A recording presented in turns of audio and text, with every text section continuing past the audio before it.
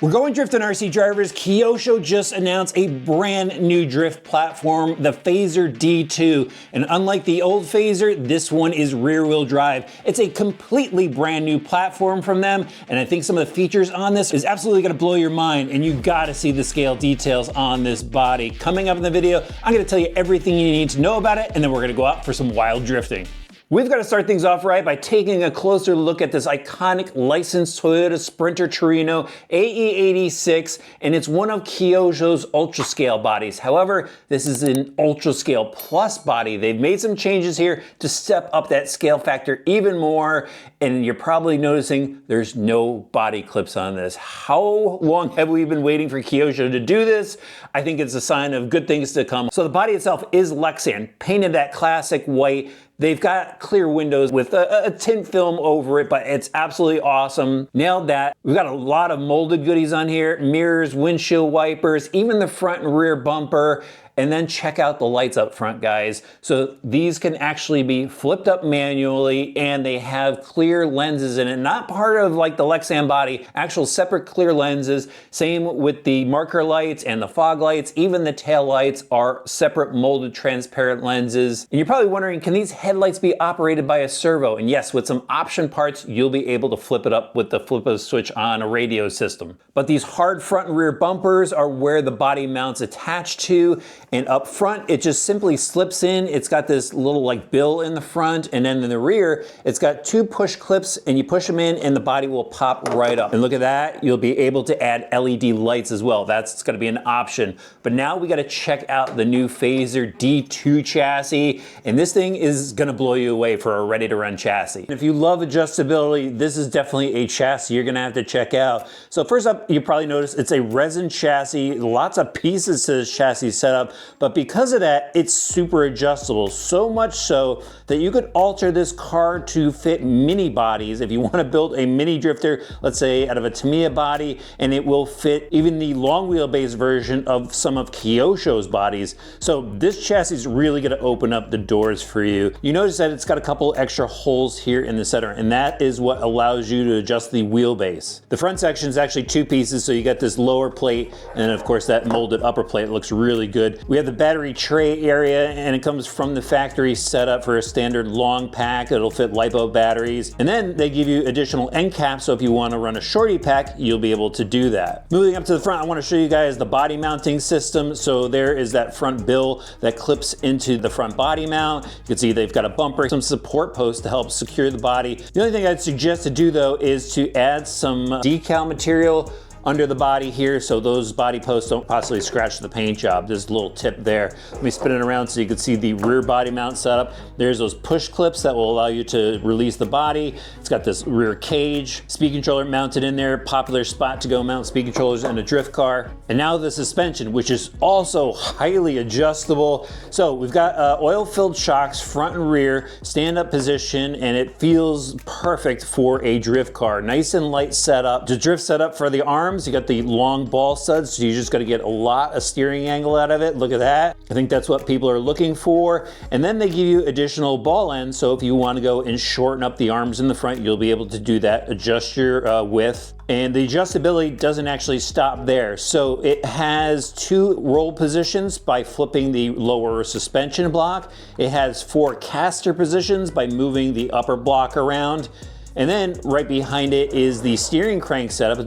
It's a dual crank setup, but you have 2 Ackerman options. It's set up for normal, and then if you flip the lower mounting block, it offers a quick response. Then of course, you gotta have adjustable rear suspension, right? So again, similar shock setup, oil-filled shock with the aluminum cap on top, and then check out the arms, guys. So that is an adjustable width arm. A lot of mounting options. You'll even be able to move the lower shock position, and then they have a nice large hub on the outside that has a large bearing in it too. The links in the rear are fixed, and the steering links are fixed, so they're gonna have adjustable options for that. Then take a look at the wheels and tires. It's probably gonna be perfect for this ready to run. Those are licensed Watanabe wheels, and then they have a plastic drift tire on it, and then behind it for the hex, they have the brake disc mounted to it, and then a red caliper.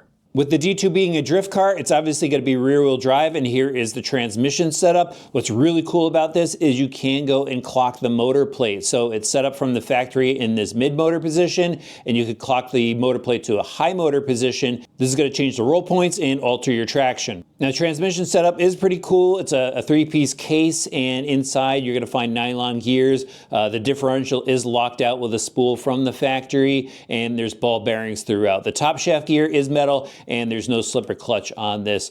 They do have some composite outdrives and these really large composite dog bones down to the wheels, but these look pretty solid, look like they'll hold up. For the electronics, they didn't just pull it out of the old four-wheel drive Phasers. They've actually reworked some of the electronics here, starting off with the steering servo. It's been revised, so it's going to be much more responsive for drift use. It's going to be able to handle the inputs, especially coming from the receiver setup here. Check out the synchro receiver. It now has a gyro built in, so you can go adjust the steering gain and the throttle gain. The motor is their G22 brush motor, and then out back, as you saw before, is the speed controller.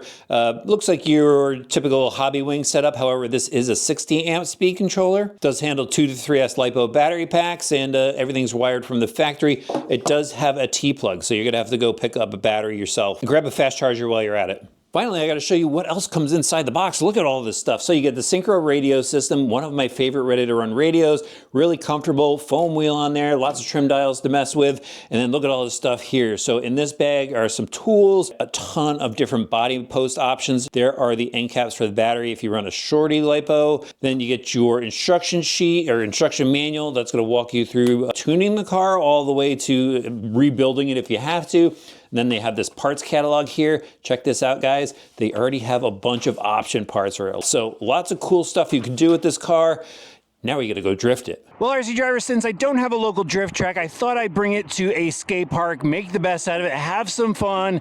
And I know the hardcore guys want to see this on a track. Sorry, closest one's probably about 4 hours away, but hey, we're just gonna have some fun here. There's a lot of people in the same boat as me, and if you wanna have fun with this, this will give you a good idea. We'll just start off with some nice smooth circles here. Some pretty good control. Again, I don't drive drift cars a lot. This is looking pretty good, guys. I mean, what do you think?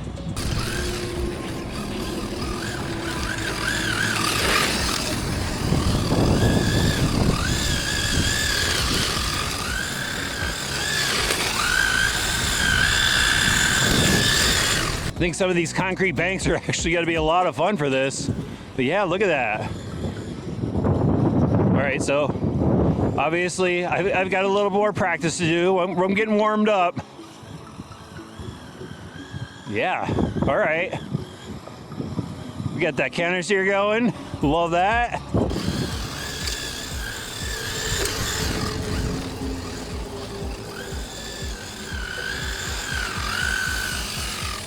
Okay, I already want to challenge myself. I want to go sideways up and over this hill here.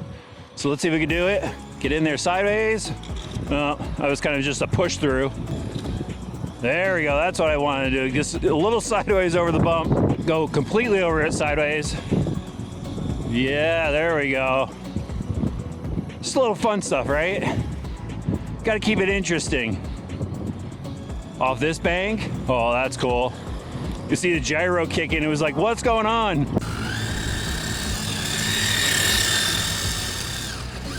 I think skate parks could be fun for these.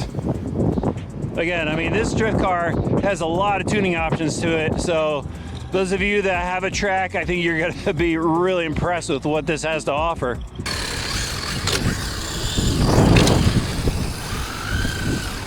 But again, guys, just to be clear, I'm showing the fun aspect of it. For those of us that don't have a drift track. All right, I should give you guys some nice big smooth arcs here. Show some control. Oh, nope. I'm gonna need some practice at that. There we go. Oh, hung the edge on that. Not gonna lie, wasn't planning that, just worked out, made me look cool.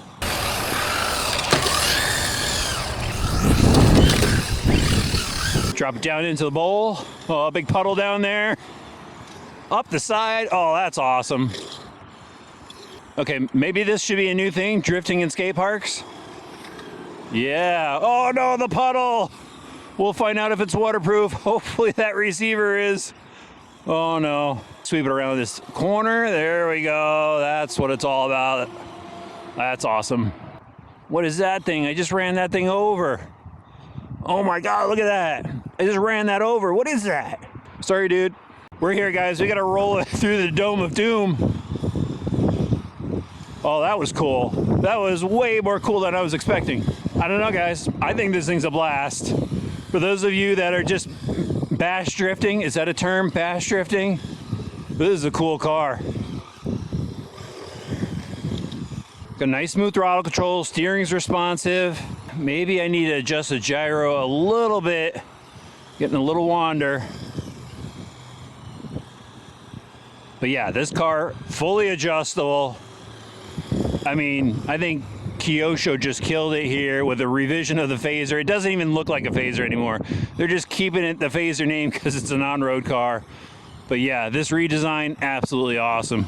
The only issue I encountered so far was I bumped a rail and the body popped off. So the body is not completely secure. So if you're bumping corners, the front might pop off on you. Really wish I had a drift track nearby so I could have shown it to you on a course, but I think it was really fun at the skate park. And I think you were able to tell that this has some serious potential behind it. There's a lot of adjustability to this chassis, tons of steering angle, which is what drifters want. I think the electronic setup is great for entry level, ready to run use. And yeah, it does have that brush speed controller motor in there, but again, for getting going, I think it works just fine. Smooth throttle control. You have the adjustability of the gyro built into the receiver, so there's a lot of tuning there. The only thing I think the car is missing is maybe some adjustable tie rods, because I can see myself making a few suspension tweaks, but they have a lot of option parts already listed in their catalog, so you're gonna be able to get this car dialed in. The only issue I saw with it so far is the body. So the body system is very gently installed, I guess that's a good way to put it. The front mounting plate slips into the body almost like a mini Z actually, and if you bump the body hard enough, it pops out. And then actually getting the body on in the rear, you kind of have to place it on there and then put your fingers up and in and snap the body mounting post into place.